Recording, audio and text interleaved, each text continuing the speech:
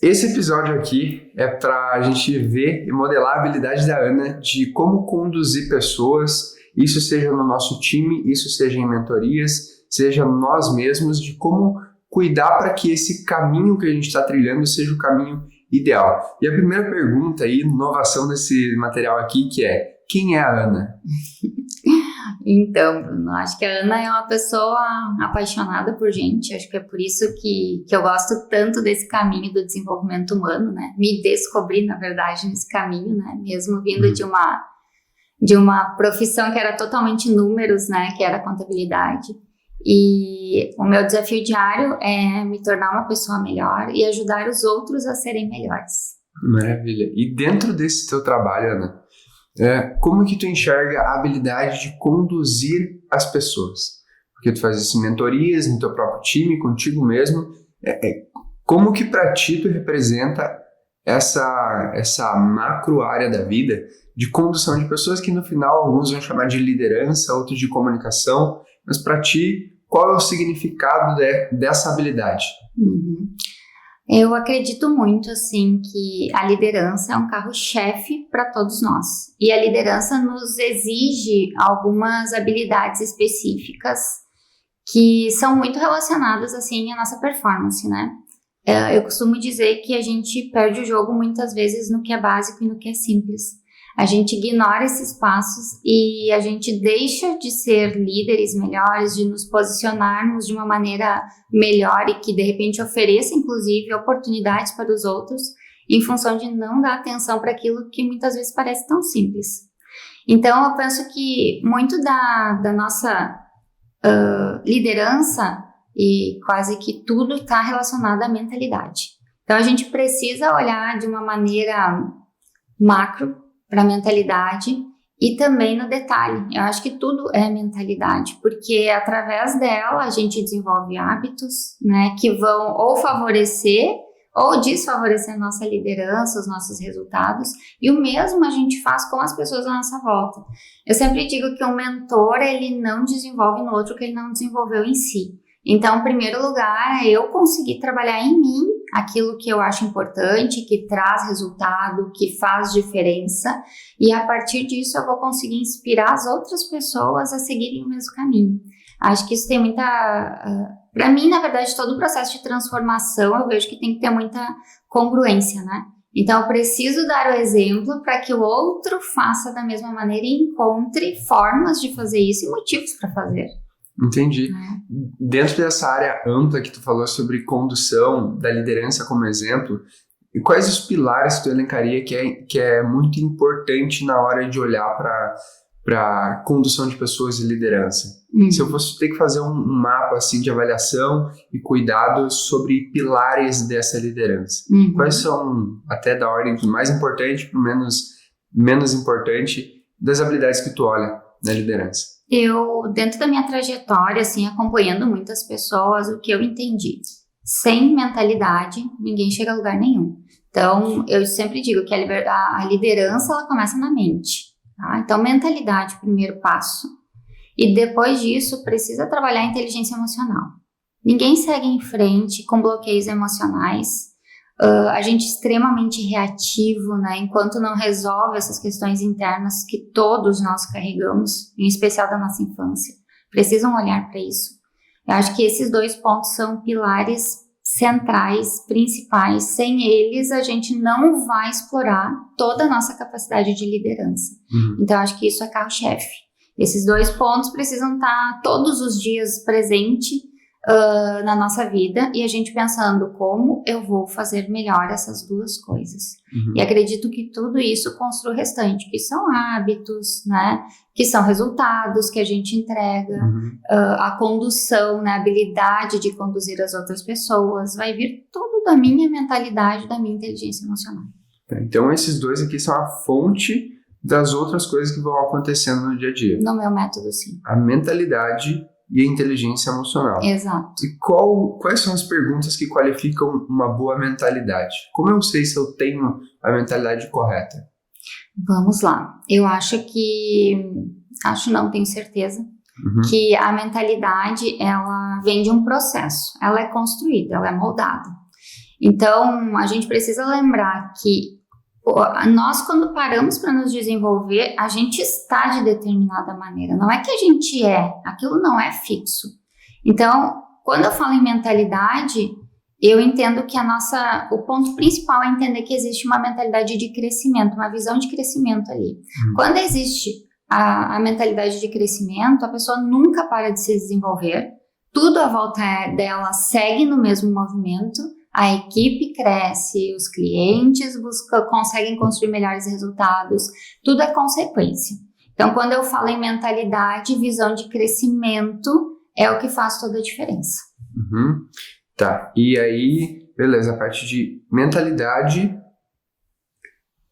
retomando, a pergunta que eu preciso fazer é que se eu tô vendo ela como de mudança, como crescente, ou se ela é fixa. Exato. Entendi. Tem, inclusive, um livro que fala sobre isso, né, que é o Mindset.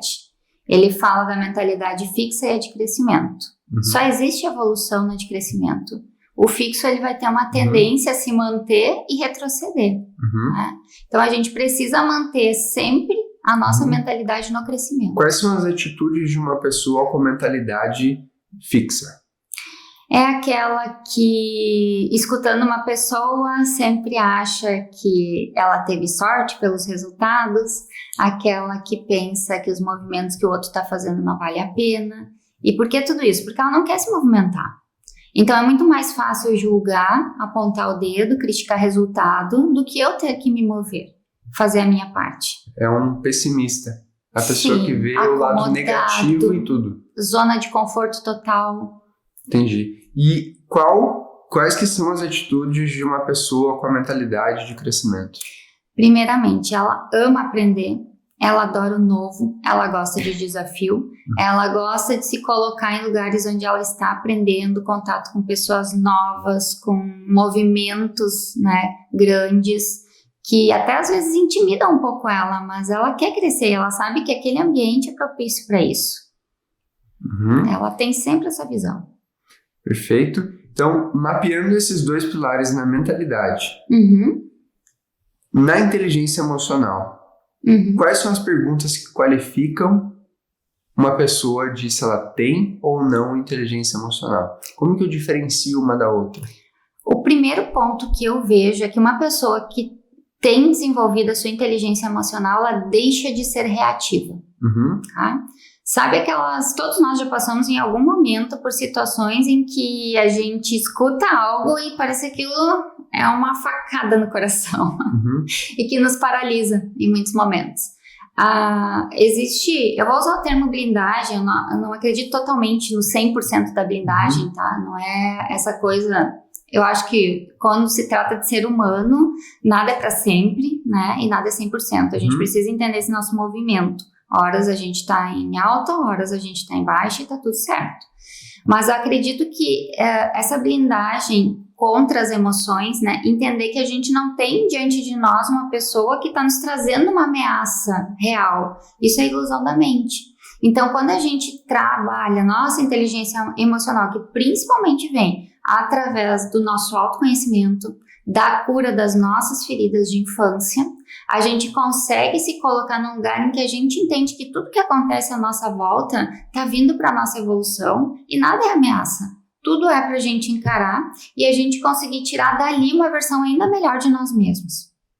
Então, eu entendo que esse é o principal ponto. Deixar de ser reativo. Quem demonstra que age ao invés de reagir, demonstra que está num estado de inteligência emocional satisfatório. Na tua vida, você já foi reativa emocionalmente? Muito, muito. Eu, antigamente, em função da minha história de vida, né, principalmente na minha família, na minha casa quando eu era pequena, eu era aquela pessoa que qualquer coisa, se alguém falasse um pouquinho alto, eu já estava chorando, né? E isso eu trouxe para o início da minha vida adulta. Então, eu sofri muito, porque, por exemplo, eu iniciei minha jornada empreendedora com 19 anos. Eu ia para uma reunião, tinha, na maioria dos casos, os meus clientes eram homens, né? E naquela época não era tão comum jovens empreenderem. Então, na minha frente, parece que sempre tinha uma figura de pai. né? Sim. O meu cliente trazia essa figura. E se ele discordasse de mim, se ele, de alguma maneira, me confrontava até numa coisa simples, né? De trazer uma solução, acho que eu tinha aquela imagem, né? De pai, eu me sentia acuada, eu me tornava extremamente reativa. O que acontecia? Os meus resultados eram ruins. Por quê? Porque eu me desestabilizava, né? Eu entendia aquilo como um confronto que estava só dentro de mim a partir de uma dor, de uma ferida emocional, de um trauma. Sim. Então, esse ponto é importante que todos trabalhem. Existe essa reatividade emocional, onde a pessoa, em determinada situação, ela se revolta contra si, ou ela se deixa introspectivo isso, e tem a pessoa que reage jogando no outro isso, né? Sim. Esses dois perfis tu consegue identificar? Faz sentido pra ti? Total. Por quê? Porque algumas pessoas têm um perfil muito dominante. Quem tem dominante explode no outro, né? Uma pessoa que já tem um nível de dominância mais baixo, ela é mais introspectiva, ela segura pra ela vai inflando, sabe aquela coisa de estar o tempo inteiro engolindo sapo? É mais ou menos isso que acontece. Eu era essa pessoa, né? Eu tinha uma tendência muito mais puxar pra mim e me culpava. Como eu brinco sempre, eu digo, pegar o chicotinho, né? E começava a me punir porque eu achava que eu não tinha capacidade para as coisas, né? E não entendia que existia todo um bloqueio emocional que precisava ser trabalhado. Essas pessoas com inteligência emocional, digamos que desreguladas, sendo ou dominante ou mais introspectiva, digamos que a gente conseguiria separar pessoas que são e pessoas que não são. O que faz essa pessoa, quais são as melhores práticas que tornam uma pessoa instável emocionalmente conseguir ficar estável e conseguir dominar melhor essas emoções? Quais são as práticas que são a ponte entre conseguir essa habilidade? Vamos lá. Dentro da minha vivência, do meu trabalho, da minha experiência não só comigo, mas com muitas pessoas que eu já mentorei, eu entendo que o caminho é um só, tá? É olhar para sua história de vida. Quando eu era pequena, eu sonhava em ser arqueóloga.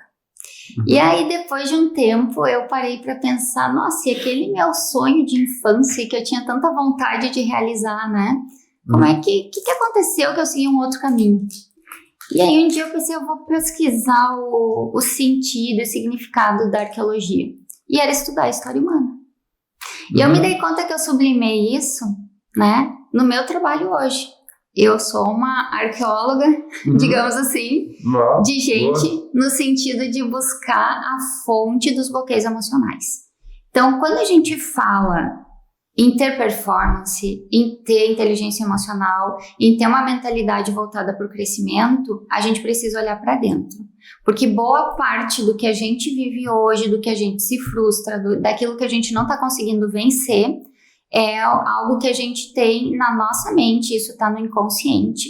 Tá? E é importante todo mundo entender que os estudos mostram que 5% das nossas decisões são conscientes, 95% inconscientes. Ou seja, ou eu entro nisso e arrumo o quartinho da bagunça, ou eu vou ser uma marionete o tempo inteiro, né, sendo conduzida por crenças antigas, por ilusões que a minha mente criou e que me manteve lá preso, né, naqueles episódios difíceis que geraram traumas e que a gente começa a trazer para o nosso cotidiano sem se dar conta. Repetição de padrão, né? Então a gente precisa se olhar para dentro, a gente precisa realmente trabalhar o autoconhecimento e encontrar onde é a fonte de tudo isso para começar esse trabalho. O que acontece? Muitas pessoas têm medo disso, muitas pessoas têm receio, só que a liberdade só se encontra nesse lugar. E um dia eu vi um vídeo que me chamou muita atenção e falava da metamorfose da borboleta, né? E aí trazia a figura da lagarta e da borboleta. E ele falava exatamente assim, ó, se a lagarta soubesse o preço que ela ia pagar no processo, de repente ela diria que não queria passar por aquilo, mas ela não se tornaria borboleta. Então a liberdade, né, de ser quem realmente somos, de ter uma inteligência emocional extremamente alinhada com os nossos objetivos, uma mentalidade de crescimento para nos levar para onde a gente quer, demanda um processo de olhar interno, de autoconhecimento, de redescoberta e de cura interior. Legal. Então, recapitulando, o teu método ele baseia em 2 pilares, a mentalidade e o controle emocional. Para isso, a gente liga alguns pontos mais... porque eu sempre gosto de ter a visão estratégica, tática e operacional. Então, não ficar raso só dando dicas de como fazer tal coisa.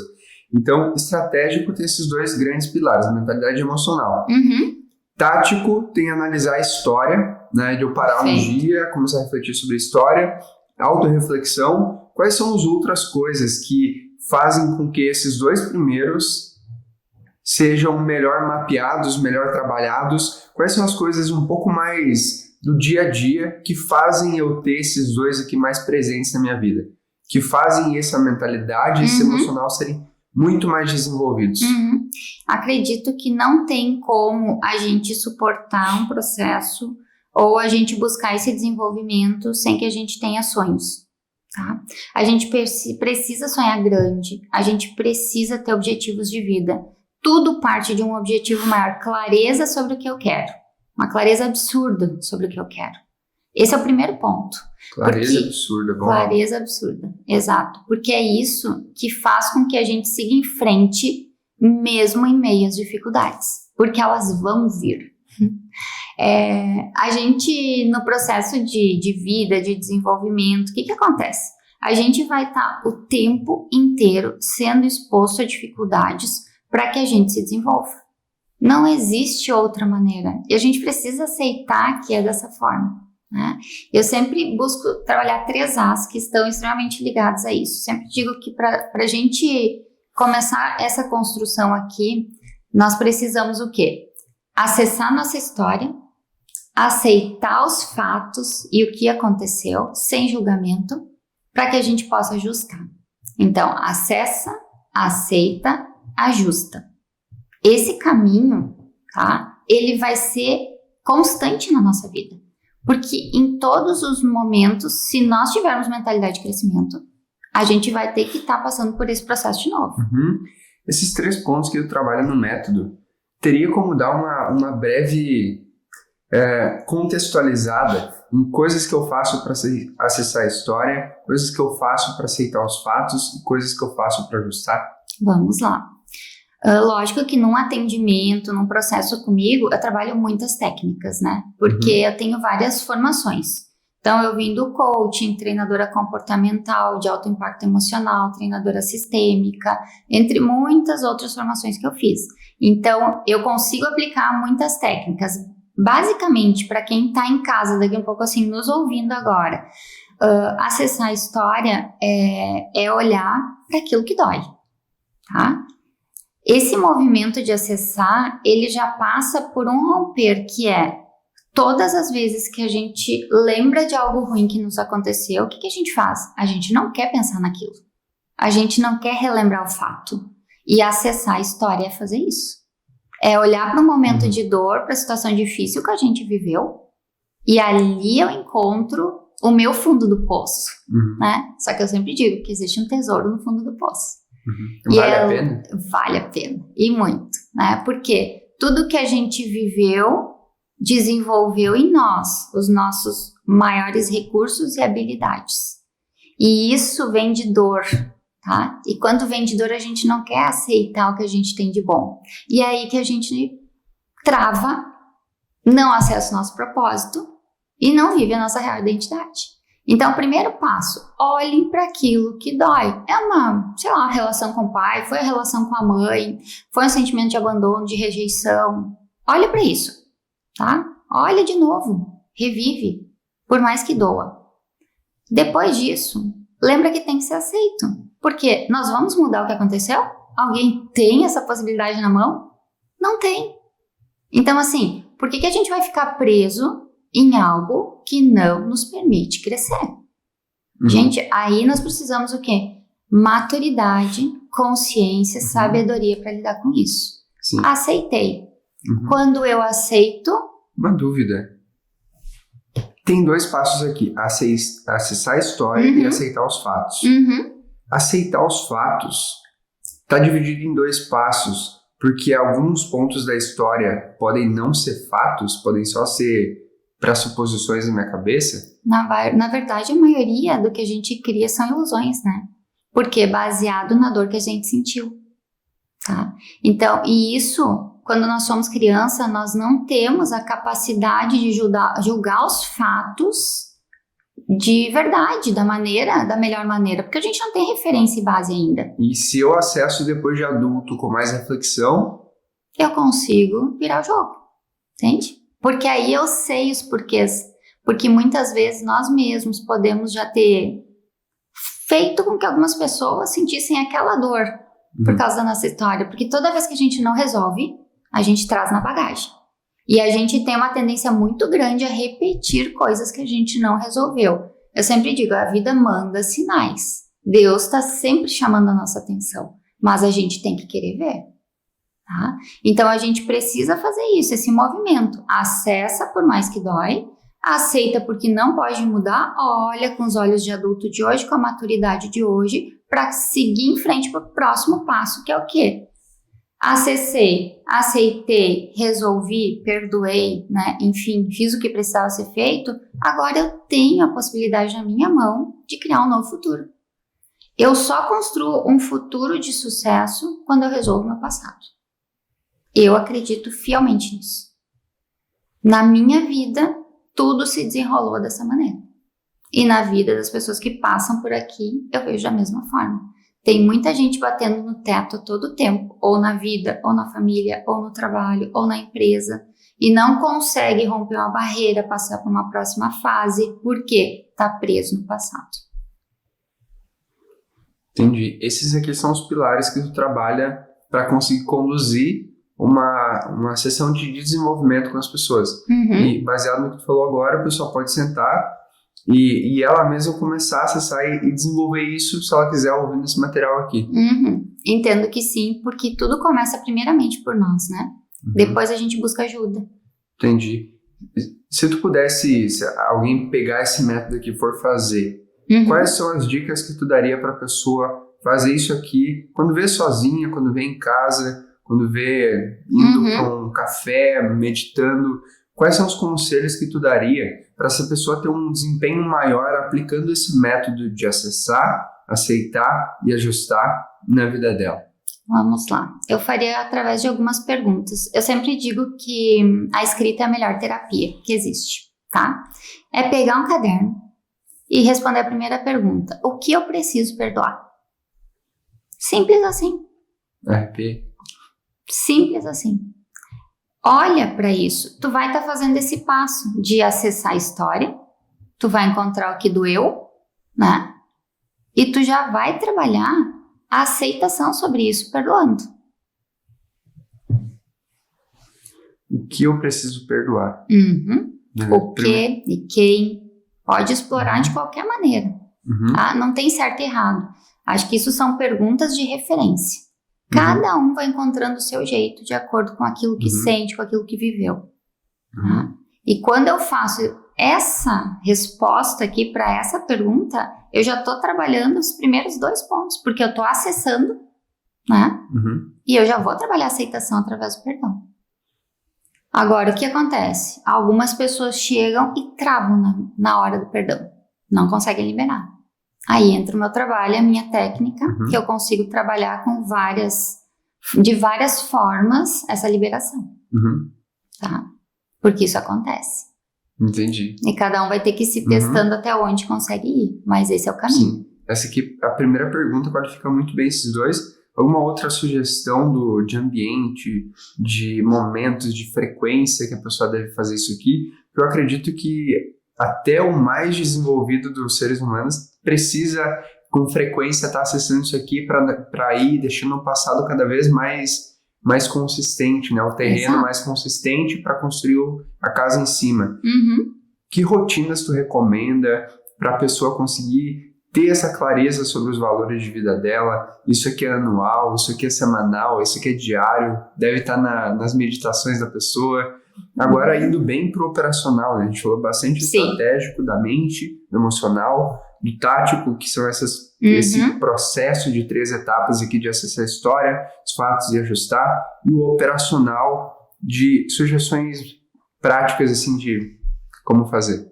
Vamos lá. Eu hoje pratico todo dia. Mas isso é o quê? Performance. Performance vem de mentalidade. Então, cada pessoa precisa entender que ela não vai sair conseguindo fazer isso todo dia, não dá conta. Porque às vezes no início a gente tem muita coisa para olhar. Então, isso pode ser feito uma vez na semana, tá? E ampliando, porque eu tenho para mim que todas as noites eu chego e eu me pergunto por que valeu a pena o dia de hoje, o que eu tenho para agradecer e o que eu tenho para melhorar. Quando eu faço essas perguntas todos os dias, eu já de novo estou trabalhando isso em mim. Só que eu já faço isso há muitos anos. Então é fácil, eu não esqueço. Agora, todo mundo pode ter um caderninho do lado da cama, tá? Que é aquele de carregar no braço, embaixo do braço todos os dias para onde vai. E fazendo as suas anotações para que busque lembrar todo dia de trabalhar um pouco disso. E quando vê que travou, não está conseguindo sozinho, tem que buscar ajuda. Tá? Porque tem momentos, eu digo pela minha história, em que eu não consegui sozinha. Eu precisei de ajuda. Tá? E é isso que a gente tem que ter em mente. E isso já vem do quê? De uma mentalidade de crescimento. Tá? Porque quem não tem mentalidade de crescimento, não dá o braço a torcer, fica no orgulho e não se transforma.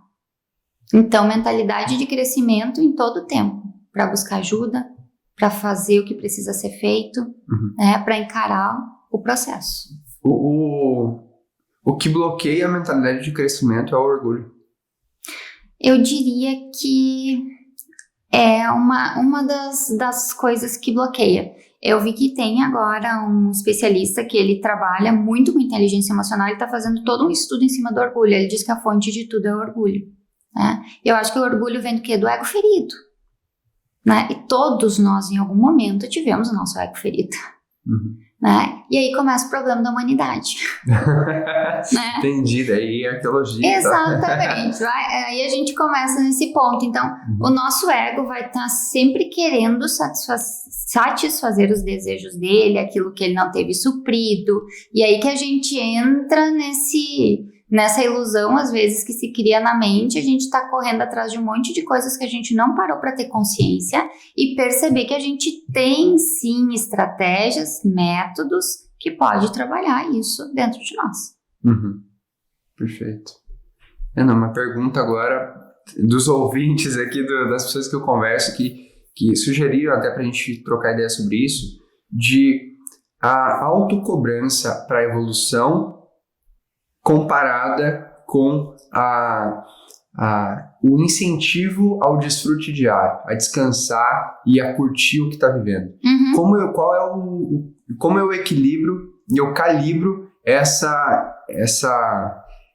ajuste da minha vida de eu me cobro muito ou eu descanso muito? Qual que é o ponto ideal entre os dois? E existe o ponto ideal em fases diferentes da vida? Eu tô com 25 anos, eu devo calibrar isso aqui para me cobrar mais, não curtir tanto, para daqui uns 4, 5, 10 anos poder curtir mais e não me esforçar tanto. Existe essa calibragem? Como que tu enxerga isso na vida das pessoas? Vamos lá. Hoje, dentro da minha vivência, tá, eu entendo que, independente da idade, a gente precisa manter o mesmo padrão nesse sentido. Isso é a mentalidade de performance, tá? Nós precisamos entender que nós temos um sistema, um corpo que requer abastecimento. É como um carro que precisa do combustível. Quanto melhor abastecido, com mais qualidade de abastecimento eu estiver, melhor eu vou render. Sendo jovem ou não tão jovem, independente da idade, eu entendo que esse é o melhor caminho. A minha agenda precisa, tá, ter espaço para a minha vida pessoal e profissional. Primeiramente, a vida pessoal. A gente faz o contrário. Tá? A gente encaixa a vida naquilo que a nossa carreira permite, digamos assim. Quase todo mundo começa nesse ritmo. Por quê? Porque tá no gás, né? Tá a 1000. E a gente precisa entender que é o contrário. Eu preciso definir o que eu quero para minha vida, praticar as coisas que me abastecem e eu vou ter uma performance muito melhor no meu desempenho de carreira e profissão. Então a gente precisa se cuidar. Hoje, a atividade física é essencial. Horas de sono, o pessoal não tem noção do quanto o sono compromete resultados, tá? Se eu colocaria assim, ó, 2 pilares para esse equilíbrio, tá? Ou melhor, 3. Eu pratico eles todos os dias, tá?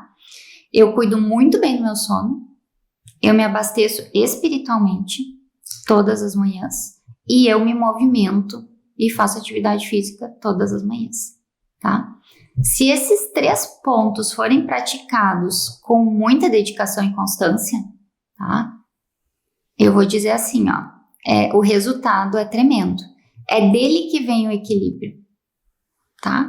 Porque se a nossa mente precisa estar abastecida com tudo isso, porque a maneira como eu acordo, tá? Tem estudos que mostram que a minha primeira hora do dia determina todo o meu dia. Então, o que eu faço nas primeiras horas da minha manhã vão determinar o quanto eu vou ser produtivo, né? O quanto eu vou entregar mais, tá? Então, acho que isso as pessoas precisam lembrar, que é aí que eu repito aquela frase lá do início. A gente está perdendo o jogo no que é simples e no que é básico. Esses pontos são extremamente importantes. Se aí alinhar mais uma alimentação, né? Não digo totalmente regrada, porque não é o meu perfil, né? Eu acho que a gente precisa, eu sou daquela que pensa que nada é ruim em quantidades adequadas, tá? Isso para mim faz sentido, tá? Então, se atrelar mais esse ponto da alimentação, vou dizer assim, ó, a pessoa vai ter a mentalidade totalmente voltada para o crescimento. E o equilíbrio tá aí. Tá em conseguir primeiramente se equilibrar como pessoa, tá? Tá cuidando corpo, alma e espírito, tá? E o restante vai ser consequência disso. Tudo sobre desenvolver e fortalecer o CPF, né? Porque Sim. o CNPJ depende dele. Atividade física, sono, alimentação, a clareza é grande. Espiritualidade, a clareza é baixa. Como que eu posso ter espiritualidade? Como que eu posso me alimentar de espiritualidade, levando em conta se eu sou zero espiritualidade? Como que eu encontro isso e quais são os caminhos, as deixas mais fáceis para encontrar cada vez mais? E o que é espiritualidade para ti? Vamos lá. Para mim, espiritualidade é, primeiramente, entender que existe um Deus maior, existe uma consciência divina que pensou em todas as coisas e conduz tudo de uma maneira magnífica. Porque eu sempre penso assim, que se nós tivéssemos a capacidade de subir lá no céu, olhar para baixo e ver o funcionamento de tudo, a gente ia ver a perfeição que é. Porque a gente tem desafios, riscos imensos todos os dias à nossa volta e parece que no final tudo dá certo, né? E eu acho que esse ser maior, Deus está sempre ali nos conduzindo. E como é que a gente faz para desenvolver a espiritualidade? Eu acho que tem 2 pontos, tá? Muito importantes. Primeiro, ler a Bíblia é o que eu não abro mão e todos os dias eu escuto um devocional, eu leio uma passagem, porque é um livro de sabedoria divina, maior, superior, suprema, tudo vem dali, tá? Não tem um conselho, não tem uma resposta que não exista na Bíblia, tá? Então, o primeiro ponto é esse. Eu preciso ler a Bíblia em um ano? Não, é um pouquinho. Se for um versículo, se for um capítulo, tá tudo bem, né? As pessoas têm que também lembrar que elas precisam começar aos poucos. E uma outra maneira extremamente prática de acessar isso é a gratidão, tá? Então, ter um diário de gratidão, né? Como eu falei, aquele exercício de todas as noites, né? Falar, escrever sobre o que eu tenho para agradecer do dia de hoje, trabalha a nossa espiritualidade de uma maneira impressionante, tá? Uma das melhores práticas e estratégias que a gente pode ter é a gratidão. Entendi. Grande parte desses pontos que tu falou, atividade física, alimentação, sono, espiritualidade, eu vejo que de forma operacional, de forma de práticas diárias, meio que tu entrega eles das 10 da noite às 8 da manhã. O horário que todo mundo tem, digamos que padrão, tu consegue já deixar todo o abastecimento completo de sono, de atividade física, espiritualidade, tu falou que faz pela manhã, na primeira hora. Isso. Então, é a rotina para performance. Exato. Ela tá no, digamos que no básico e previsível, que é das 10 da noite às 8 da manhã, fazer toda essa parte de performance. Perfeito. Que o restante ele vai estar alimentado sobre isso. Exatamente. É o que eu faço todos os dias. Né? Então, a gente tendo isso com constância rodando na nossa vida, é impressionante os resultados que a gente tem. Porque a gente faz mais com menos tempo. A gente faz melhor em menos tempo. Sim. Legal. Outra pergunta agora. Conduzir e liderar com plenitude. Existem as pessoas que lideram só que naquela correria, existem as pessoas que lideram com uma voz de mandão, uma voz de chefe, e existem pessoas que lideram com plenitude. E até usando tudo que a gente viu do método até aqui, como que tu leva o teu dia a dia para conseguir liderar a tua equipe, principalmente agora na empresa que tu tem, como que tu leva isso para conseguir liderar com plenitude? Bem nessas palavras, porque é a palavra que mais mencionaram sobre o jeito que tu trabalha. Tá, ok. O que eu vejo, tá? Cada pessoa é única, tá? Então, assim, eu não tenho como ter um padrão, uma forma única de trabalhar com as pessoas. Eu olho no olho, eu escuto, a minha escuta é muito ativa. Então, isso é algo que favorece muito a liderança. E eu escuto a pessoa, deixo ela à vontade para falar o que ela precisa, independente do que seja.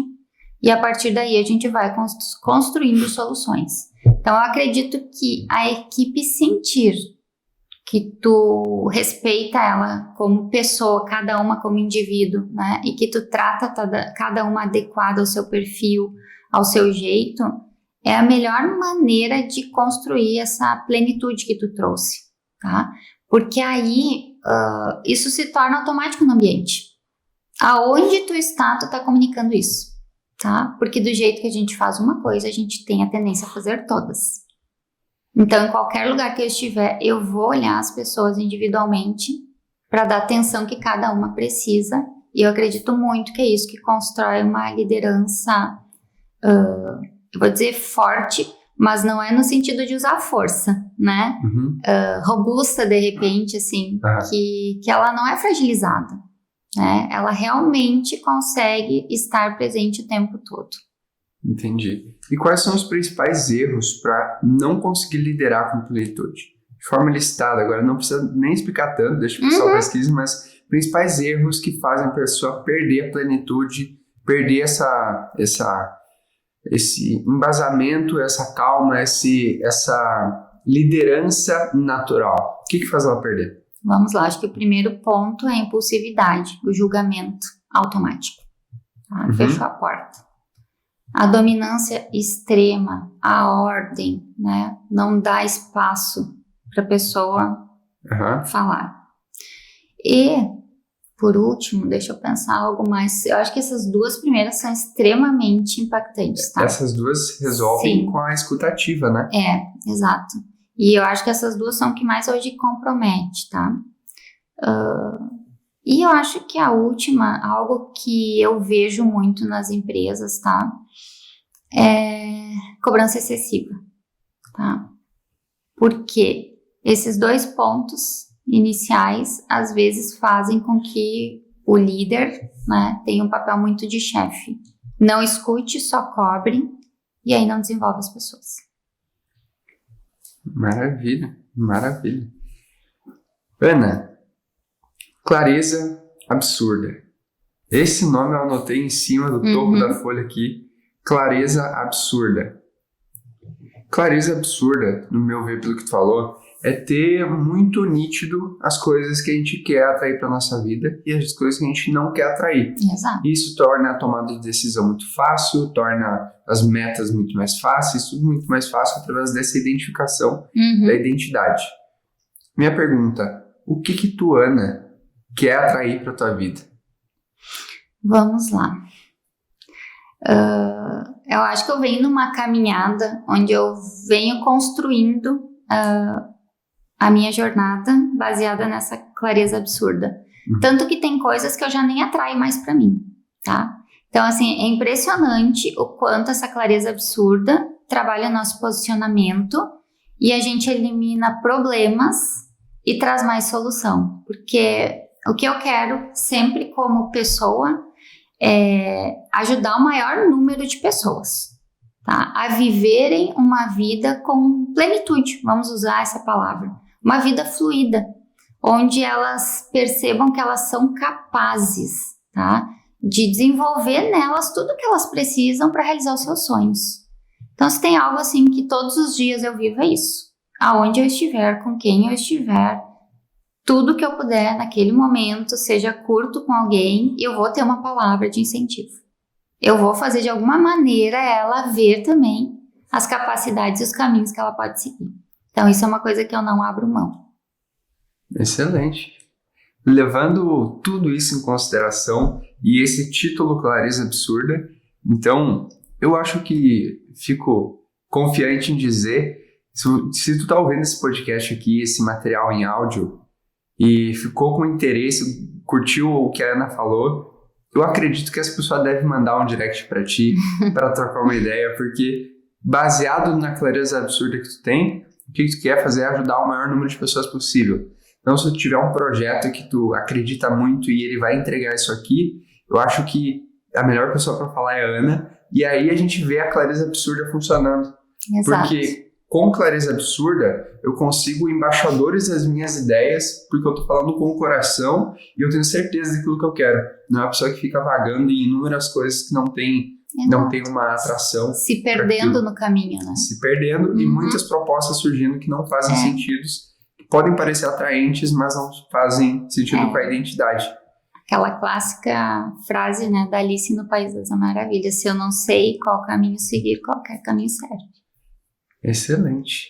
Ana, práticas então, baseado em tudo isso aqui que tu aconselharia para uma pessoa conseguir conduzir pessoas com mais plenitude. Pode ser 3 práticas, pode ser práticas repetidas aqui, mas para recapitular tudo que a gente conversou e transformar esse material de áudio em prática, em ações que eu vou sair, eu estou ouvindo isso aqui no treino, em casa, antes de ir pro trabalho, depois de chegar, eu preciso transformar essa teoria que a gente viu aqui em ação, em vida real.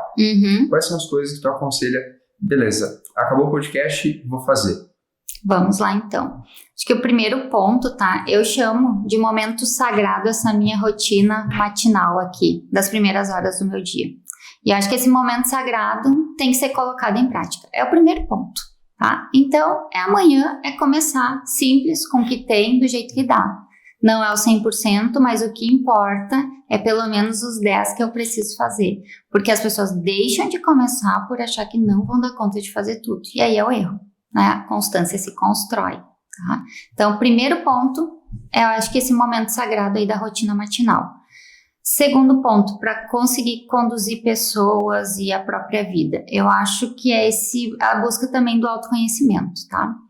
Diariamente a gente precisa se analisar, pensar no que eu posso ser melhor hoje, como eu posso fazer melhor, o que eu posso fazer de novo, tá? O que eu vou incluir na minha rotina. E eu diria que a gratidão, tá? É um ponto importantíssimo, todas as noites praticar. Se esses 3 pontos forem trazidos diariamente para a vida, isso começa uma grande transformação. Praticando a gratidão, Ana, muito obrigado por todo esse conteúdo. Tenho certeza que vai servir para muita gente conseguir utilizar como instrumento de prática diária, e esse é o objetivo desse material aqui. Então, muito obrigado, Ana, e até a próxima. Eu que agradeço, Bruno.